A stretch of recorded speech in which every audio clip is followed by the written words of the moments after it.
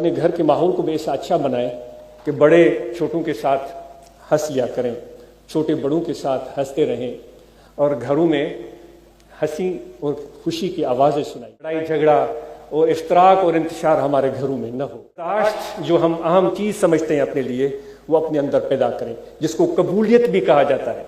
यानी कि मेरा दोस्त, मेरी बीवी मेरे साथ है, मेरा दोस्त मेरे साथ है, उनकी कुछ चीज़ें तो मुझे अच्छी लगती हैं, कुछ चीज़ें अच्छी नहीं लगती। अब मैं उसको ठीक करना चाहता हूँ, भाई उसकी जो है ना वो चीज़ ठीक नहीं। अब वो लगा हुआ है कि वो यूं क्यों हो रहा है, मेरा शोहर ऐसे क्यों कर रहा है, मेरी बीवी ऐसे क्यों कर रही है, ये इससे ये लाहासिल है, फजूल कोशिश है। बेहतर ये है कि हम अपने आप को ठीक कर लें, उस चीज़ को हम अच्छा समझना शुरू कर दें, कबूल करें, तो इससे बड़े मसाइल हल हो जाएंगे। हम बर्दाश्त अपने अंदर पैदा करें। दोस्तों, यही घर में अपना माहौल बेहतरीन रखें और सबको तलकीन है कि रात का खाना हम सब अपने फैमिली के साथ खाएं, बच्चे हमारे साथ खाएं और हम उनको सिखाएं कि हुजूर अलैहिस्सलाम इस तरह हाथ धोकर खाना तनावुल फरमाते थे और इस तरह अदब व एहतराम के साथ इस्तेमाल फरमाते थे। तो वो बेहतरीन हो उस दस्तरखान पर, बच्चों को बोलने का मौका दें, उनकी बातें सुने। हम अक्लमंद कहाँ हैं, हमें तो सीखने की बड़ी ज़रूरत है बच्चों से। बेहतरीन बच्चे बेहतरीन बातें सुनाते हैं।